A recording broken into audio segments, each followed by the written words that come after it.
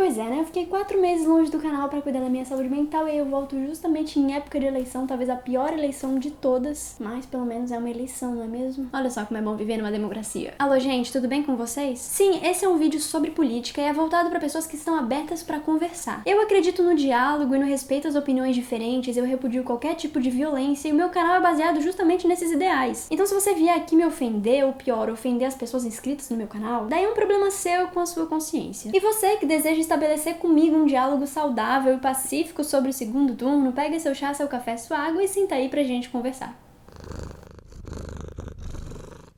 Lisa, esse vídeo não.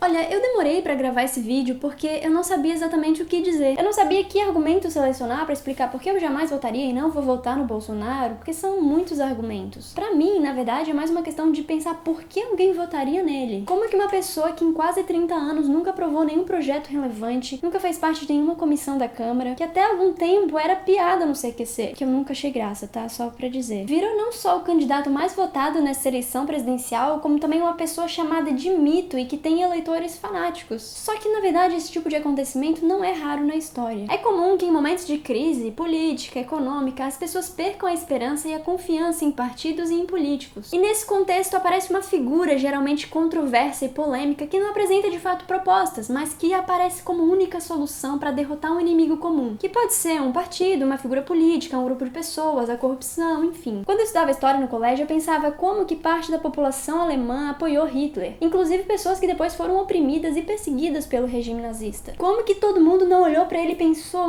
tem alguma coisa errada com essa pessoa aqui? Hitler era um ex-militar conhecido pelas suas declarações antissemitas, contra minorias, contra a população LGBT, e naquela época os alemães tinham perdido a fé no sistema político. Hitler se aproveitou da fragilidade alemã e usou a mídia pra espalhar fake news e pra conversar com as pessoas com uma linguagem muito simples. E daí muita gente comprou essa ideia, inclusive setores religiosos, grandes empresários, o mercado financeiro e uma parte muito grande da população também. Porque elas não sabiam o que estava prestes a acontecer. Ah, Lu, mas você tá comparando Bolsonaro a Hitler, então? Não, na verdade não sou eu que tô fazendo isso. É uma parte muito grande da mídia internacional que tá comparando os dois. Mas eu, Lu, não tô comparando. Até porque nem dá pra fazer essa comparação, porque Bolsonaro não é nosso presidente. Os elogios do deputado Bolsonaro a um torturador é uma pessoa que realmente não merece estar no Congresso Nacional.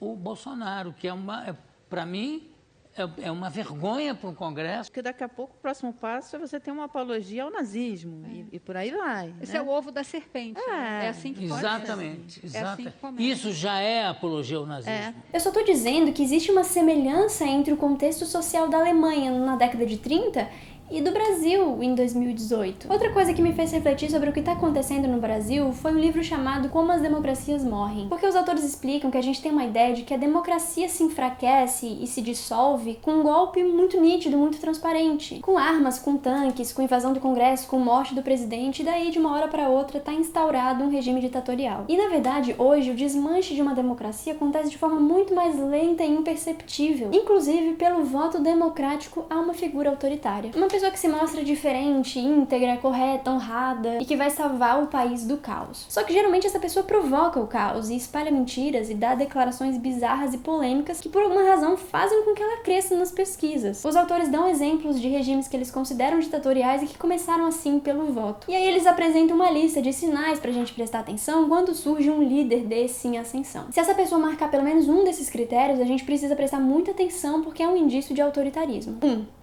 Rejeita em palavras ou em ações as regras democráticas. Mas se o STF quiser arguir qualquer coisa, sei lá, recebeu uma doação ilegal de R$100 do José da Silva, impugna a ação dele, a candidatura dele.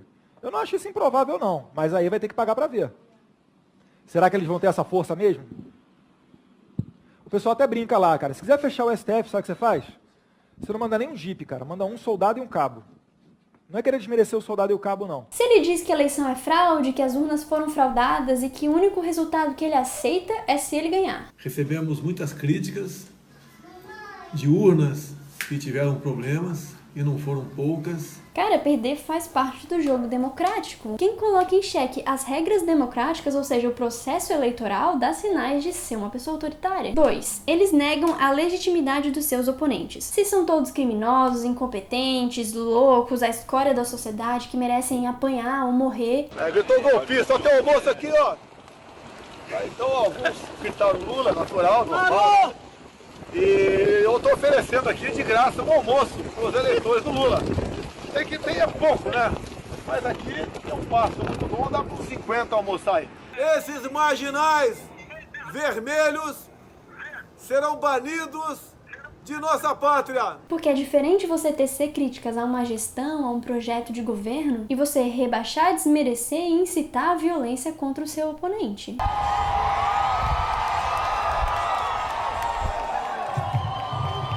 Vamos fuzilar a petralhada aqui do Acre, hein?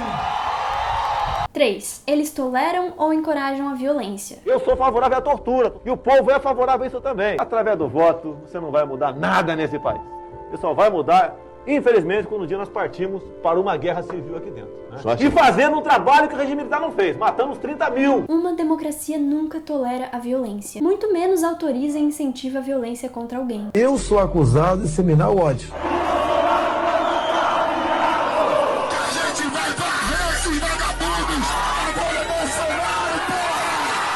Dão indicações de disposição de restringir as liberdades civis, inclusive da mídia.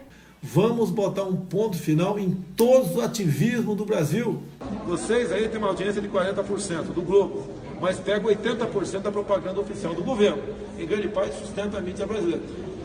Se eu chegar lá, vou fazer justiça. Vão perder metade disso, vou ganhar só 40%. Então façam matéria pesada assim, bastante contra mim, que se eu chegar, eu não vou perseguir vocês. Eu vou pagar vocês o que vocês merecem. Ok? Boa sorte a todo mundo do Jornal Globo. Ou seja, se esse candidato dá indícios de que vai restringir a liberdade de expressão, limitar a atuação de ativismos e movimentos sociais, e quando eu digo isso é muito amplo, é ativismo ambiental, pela causa animal, de direita, de esquerda, enfim. Liberdade de expressão é uma condição da democracia e a gente conquistou esse direito há muito pouco tempo. A gente que já nasceu numa democracia tem dificuldade de entender, mas vamos pensar como seria se a gente ainda vivesse num regime militar. O meu canal não existiria, o YouTube não existiria, pelo menos não dessa forma. Aliás, muita coisa não existiria. As músicas que você ouve, série, filme, novela, jogo, a sua liberdade de viajar, de sair do país. Nossa democracia tem a minha idade, basicamente. Muitas pessoas da minha família viveram mais tempo numa ditadura do que numa democracia. Meus pais passaram a infância, a adolescência e grande parte da vida adulta na ditadura. Mas se você vier aqui falar, ah não, mas não houve ditadura no Brasil, bom, eu vou falar pra você estudar história. E eu vou falar isso sem ofensa, sem ironia, porque infelizmente o Brasil é um país que não faz questão de lembrar da sua história. Ao contrário da Alemanha, por exemplo. Isso é tão real que esse ano o Museu Nacional foi destruído por um incêndio. E vamos lembrar o que o Bolsonaro falou sobre isso? Já tá feito, já pegou fogo. Quer que faça o quê? O meu nome é Messias, tá? Mas eu não tenho como fazer milagre. Você não tem dinheiro, paciência. E o que ele pretende fazer com a cultura, que é acabar com o Ministério da Cultura. Além disso, uma das mais conceituadas revistas científicas já falou que a eleição do Bolsonaro é uma ameaça à ciência. Mas voltando à questão da nossa memória curta em relação à ditadura. O povo alemão faz questão de lembrar da sua história. É por isso que tem tantos alemães olhando pro Brasil assustados, porque tem gente aqui tentando ensinar pra eles o que foi o nazismo de verdade e relativizando a tortura. Lá é inconcebível uma pessoa, principalmente um político, exaltar Hitler e o regime nazista e a tortura, mas aqui a gente tolerou muita coisa e a gente tolera cada vez mais, infelizmente. Perderam em 64, perderam agora em 2016, pela memória do coronel Carlos Alberto Brilhante Ustra, o pavor de Dilma Rousseff. Muitas pessoas foram torturadas, muitas foram assassinadas. E ele sempre comandando essas torturas. Todos esses indícios de uma figura autoritária e todas as entrevistas e declarações dadas no passado e no presente, pra mim já são bastante pra não votar no Bolsonaro. Eu não acredito em mal necessário. Inclusive, o resultado desse pensamento de que às vezes o mal é necessário levou países a situações extremas, a crises, a regimes ditatoriais, e é por isso que eu votaria e faria campanha pra qualquer candidato no segundo turno. Pra qualquer um, gente. Eu votaria no Geraldo Alckmin e faria campanha pra ele. Eu nunca votei no PSDB. Eu não me alinho alinho ideologicamente ao PSDB. Eu não achava que o projeto de governo do Alckmin era o melhor pro Brasil, mas eu nunca achei que ele fosse uma ameaça à democracia. Ele nunca deu declarações de que iria restringir liberdade individual, liberdade de imprensa, nunca deu discursos agressivos, nunca incitou a violência contra seus opositores. E uma coisa muito curiosa que acontece em defesa ao Bolsonaro é o argumento de que esses vídeos foram todos editados e tirados de contexto. Mas em que contexto essas afirmações são aceitáveis? E eu tenho imunidade para falar que sou homofóbico, sim. Se você fosse hoje o presidente da República, você fecharia o Congresso Nacional? Não há a menor dúvida, daria golpe no mesmo dia. No mesmo dia.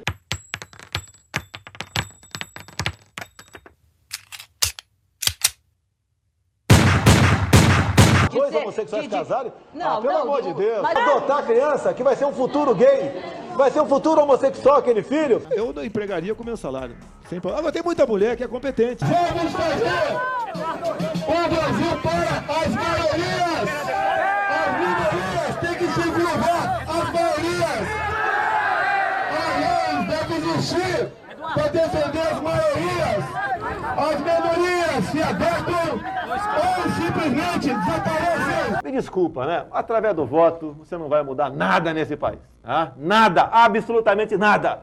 Você só vai mudar, infelizmente, quando um dia nós partimos para uma guerra civil aqui dentro. Né? E fazendo um trabalho que o regime militar não fez, matando os 30 mil. Começando com o FHC. Não deixar para fora, não. Matando. Se vai morrer alguns inocentes, tudo bem, tudo quanto é guerra, morre inocente. A gente chegou num momento muito bizarro de defender o indefensável e de acreditar em mentiras. Mentiras absurdas. E de fato se construiu um mito em cima da imagem do Bolsonaro. Por exemplo, ele é honesto. O partido recebeu propina, sim. Então, como é que o senhor participa do partido que recebe propina, deputado? Mas qual partido não recebe propina? Mas o senhor disse que tem honestidade como norte, né? E aí qual recebe dinheiro de propina. Qual partido não recebe propina? Mas aí que eu se um dia eu tivesse, nunca serei candidato e nem outra, nenhum partido. E não é propina, propina chama, em 2014, Vila, ninguém falava em propina. Mas conselho meu, e eu faço. Eu só nego tudo que for possível. Se eu puder não pagar o negócio na fiscal, eu não pago. E tem várias acusações contra ele. Bolsonaro fazia parte do PP, gente, o partido mais citado na Lava Jato. O que ele fez em relação à corrupção? Mas ele é novo e vai mudar isso aí. Peraí, ele é inexperiente, mas ele não é novo na política, não. Ele foi deputado nos governos Collor, Itamar, FHC, Lula, Dilma e Temer. Eu tive até que anotar, porque era muito governo. Em quase 30 anos, quantos projetos em relação à corrupção, à segurança ele aprovou, você sabe? Nenhum. Na verdade, ele só aprovou 2 projetos mesmo, bem insignificantes em termos de Brasil. É isso, foi isso que ele fez em quase 3 décadas. Mas o Brasil vai voltar a ser respeitado lá fora. Gente, o Brasil não tá sendo respeitado agora, com ele candidato, imagina se ele ganha. Se ele ganhar, o mundo vai ficar ainda mais chocado com a gente. É isso que vai acontecer. E realmente é muito importante que um país seja bem visto lá fora, por questões econômicas, pelos acordos e as negociações internacionais. E daí sabe o que o Bolsonaro pretende? Sair da ONU, por exemplo. Por causa de tudo isso, eu nem precisaria ler o projeto de governo do Bolsonaro pra não votar nele. Eu nem precisaria prestar atenção na campanha, inclusive. Mas eu li e eu presto atenção em tudo e eu tô cada vez mais preocupada. My host, Rodrigo, requested that I do a little homework before my visit here, so a couple of research assistants at Harvard helped me do some research on Bolsonaro, and we applied our litmus test to Bolsonaro. Here are the results. You probably will not be surprised that he tests positive in flying colors. Indicator number 1, does he reject democratic rules of the game? Throughout his career, as far as we can tell, going back to the 1980s, Bolsonaro has praised the military dictatorship and challenged the legitimacy of the post-1985 democracy. In 1993, he declared, "I am for dictatorship," called for the closure of Congress, like in Fujimori's Peru the year earlier. More recently, Bolsonaro declared that what happened in 1964 was not a coup. He promised a Chavista-like packing of the Supreme Court, and he questioned the legitimacy of Brazil's electoral system, calling it rigged. He just named as his vice presidential candidate a general who at various points has signaled his openness to a military coup. So not only has Bolsonaro rejected democratic rules of the game, but he's actually done so in a way that is more open and more egregious than Erdogan, than Fujimori, than Chavez, than Orban. None of those guys openly embraced dictatorship. Okay. So he passes that one. Check that box. Indicator number 2, toleration or encouragement of violence. In 1998, Bolsonaro said the military should have killed 30,000 people, including Fernando Henrique Cardoso. He's encouraged the extrajudicial police killing of suspected criminals. He has embraced death squads in Rio de Janeiro. He's justified the extrajudicial killing of 19 farm workers in Pará in 1996. Indicator number 3, denying the legitimacy of one's partisan rivals. Bolsonaro has called President Cardoso a corrupto who should have been killed during the dictatorship.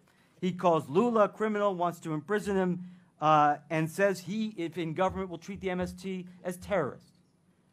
Indicator number 4, a willingness to curtail the civil liberties of opponents. Bolsonaro has repeatedly endorsed the use of torture and extrajudicial killing, including against leftist politicians and activists. So Bolsonaro is a thoroughly authoritarian figure.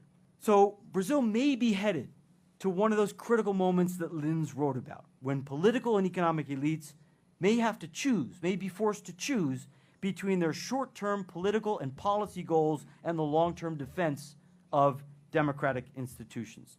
And the overwhelming lesson of my research is that Brazilian elites should resist the temptation to back Bolsonaro under any circumstance, under any second-round scenario you can imagine.